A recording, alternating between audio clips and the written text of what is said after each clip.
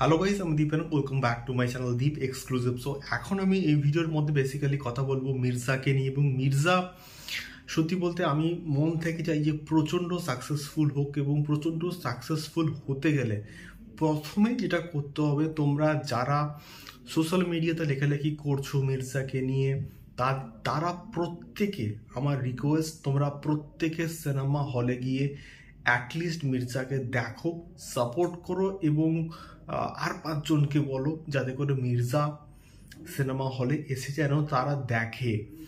তো এখন আমি যে পার্টিকুলার বিষয়টাকে নিয়ে কথা বলবো সেটা হচ্ছে মির্জার গ্র্যান্ড রিলিজকে নিয়ে। আমি কিন্তু প্রিভিয়াসলি একটা ভিডিও করেছিলাম এবং অঙ্কুশদা কিন্তু নিজেই আপডেট দিয়েছিলেন যে প্রায় 140টা মতো সিনেমা হলে কিন্তু মির্জা মুক্তি পেতে চলেছে।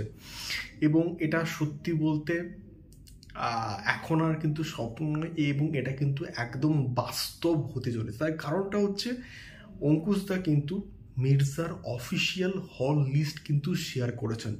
এবং সত্যি বলতে এই হল লিস্টটা এত এত বড় আমি জাস্ট এক্সপেক্ট করতে পারিনি।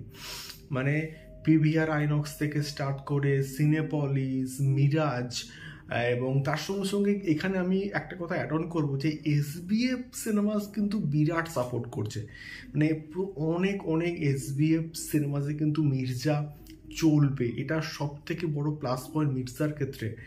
আমরা দেখেছি প্রিভিয়াসলি বাঘা যতীনের ক্ষেত্রে এসবিএফ সিনেমাস থেকে একটা হিউজ লেভেলে কালেকশনস কিন্তু এসছিল। তো সেই রকমভাবে আমি এটা আমার অ্যাটলিস্ট মনে হয় যে এসবিএফ সিনেমাস থেকে কিন্তু মির্জা একটা হিউজ লেভেলে কালেকশনস করবে। এবং এসবিএফ একটা সিনেমাসে কিন্তু একটা হিউজ লেভেলে তো শো পেয়েছে। এবং তার সঙ্গে সঙ্গে মির্জার যে টার্গেট অডিয়েন্স সেটা হচ্ছে সিঙ্গেল স্ক্রিন, প্রচুর কিন্তু সিঙ্গেল স্ক্রিন কিন্তু পেয়েছে। গোটা ওয়েস্ট বেঙ্গল জুড়ে প্রচুর কিন্তু মোটামুটি হচ্ছে সিঙ্গেল স্ক্রিন পেয়েছে। এবং এই